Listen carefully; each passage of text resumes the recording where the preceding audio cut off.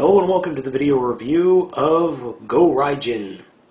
Here we have Go-Rai Beetle and Go-Rai Stag. These are the second mecha that showed up in the Super Sentai Ninpuu Sentai Hurricanger series. And these guys are my favorite, by far. These are the best mecha in the series. But not only that, the toys that came out of Japan are amazing. First off, we'll take a look at the Rhino Beetle, for all intents and purposes. Go-Rai Beetle. He is a treaded tank with working treads. He's just loaded with cannons and guns and whatnot. I mean, you've got guns here, cannon here. They all shoot lightning, which is absolutely awesome. In the U.S., I've actually seen this figure in the U.S., and most of this is plastic. This is mostly die-cast, or at least plastic with a die-cast coating. I mean, this sucker weighs about a pound. This thing is amazing as a figure, or as a toy, and just blows me away. You've got this nice cockpit up here that you can see, though I'm not sure how he sees past the horn. I mean, the horn is articulated. Yeah, it's only got 2 spots, but that's fine. Can't see? Can see. Can't see? Can't see. Okay. Just absolutely phenomenal.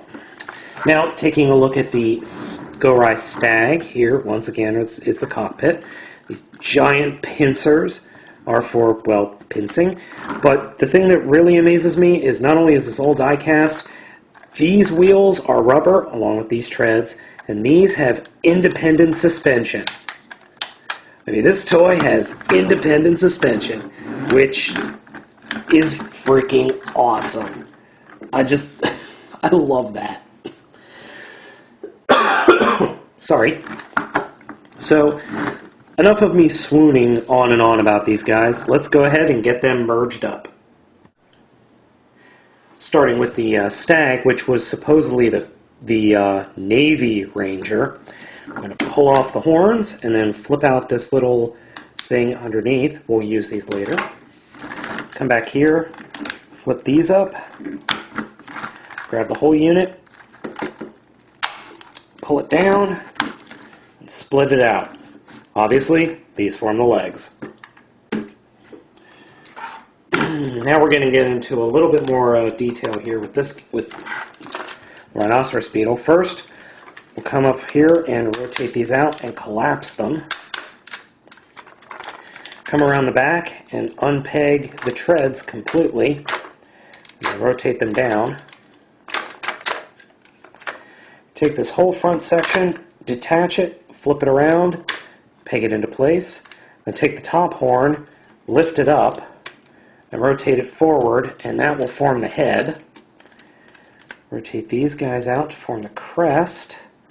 Snap it into place, and then rotate that around to reveal the face, which is pretty darn cool. And just snap him down. Believe it or not, this is the hardest part of the entire thing because the legs have a tendency to collapse again. There we have it. Go-Raijin. Oh, forgot one thing. This becomes the chest plate. Get it lined up. There we go. Now this guy is a much, much better looking figure than Seppujin. Simply because everything works on this guy. His colors are perfect.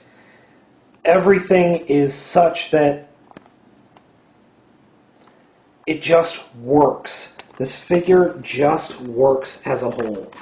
Posability-wise is very limited, unfortunately.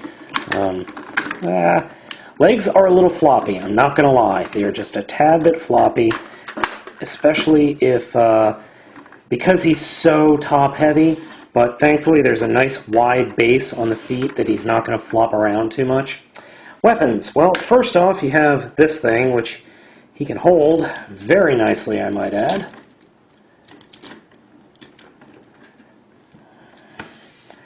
So you've got a nice pincing claws of destruction and death. And then his Karakuri ball is stored in his chest as well.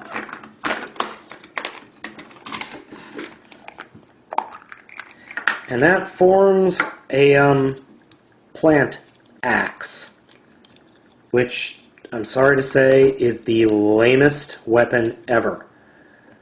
The plant axe isn't happy about being an axe either. So, there we go. I just find this really, really stupid because you've got this big beetle guy with this tiny little axe. But that's not all. Apparently the horns and the axe can combine as well. So just get that in place.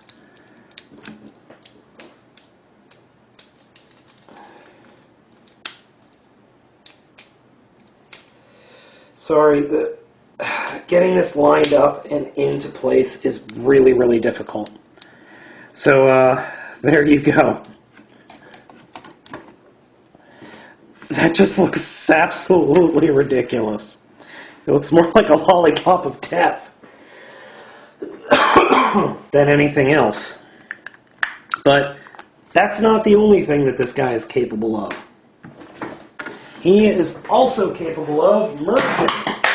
And there goes our Karakuri ball. With Seppujin. Now, I have to confess something here. First off, let me get this Karakuri ball out from underneath my feet. Apparently I am missing the Karakuri ball to merge these guys. That's right. It requires a separate purchased Karakuri ball in order to merge them. I literally do not have the balls to merge this guy. But I'm going to do it anyway. Alright, so we've returned everybody to beast mode, and we'll get started. First, we're going to start off with the hawk, and we're just going to make him into the head of Seppujin, and then put him off to the side. We'll take Dolphin, and then rip the face off of this silly little porpoise dolphin thingy, and raise the tail, and put that off to the side. Then we're going to make delicious, delicious dolphin soup out of the head.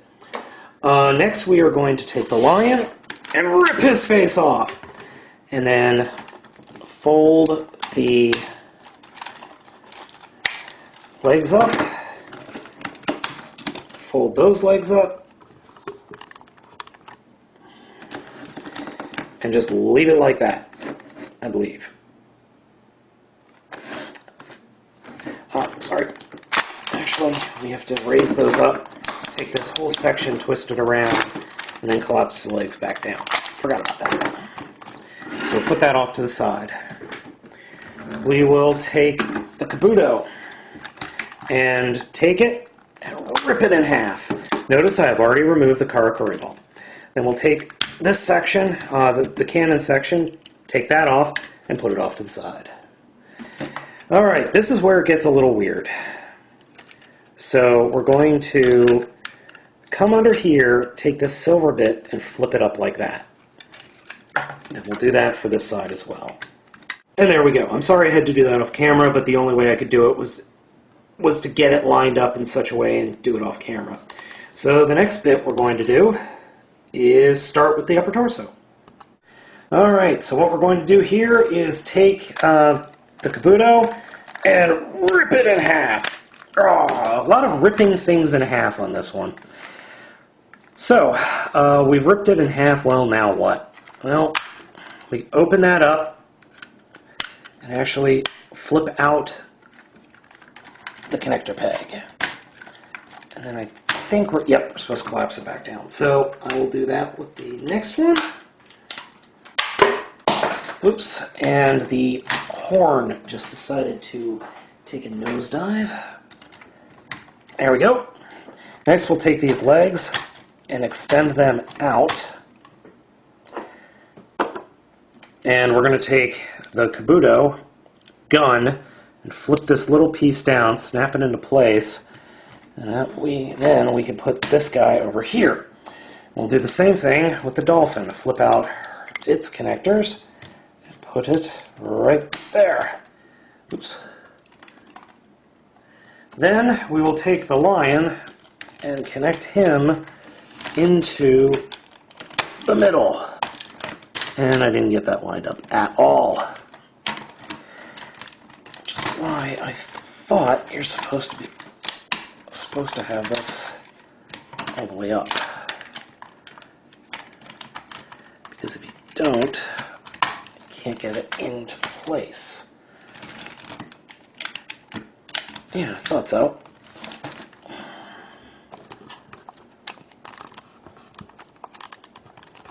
And then put that guy up there.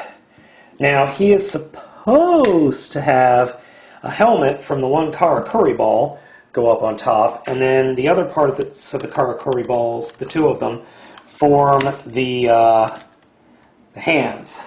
But unfortunately, I am missing them. I know I own them. I just don't know where they are. I thought they were in the box that held everything. But as you can see, this guy is not tiny. I mean, this thing is huge. I mean, we're talking a good, I'd say 20 inches tall, maybe. Easy. Fact of the matter, I have a nice tape strip here. Oh, I'm sorry, that is up to just about 16 inches up to the top, the very tip top of those horns. So we're looking at 16 inches worth of Sentai here. And when he's got all his bits, he is very, very awesome looking. Yeah, he's kind of a cluster, but it's nowhere near as bad as G12 formation. In fact, this cluster actually works. So would I recommend Hurricanger? Hell yes. Even the Power Rangers version is a good version to own. I like it a lot. Oh, and in this mode I can finally demonstrate something that the lion head, that little feature, that stupid feature that the lion head has where it spins. I can actually demonstrate that now. Oh, screw it. There. See, it shoots missiles, it shoots, it goes boom. Anyway, so, stay tuned for part 3 where we look at the final formation of Seppujin.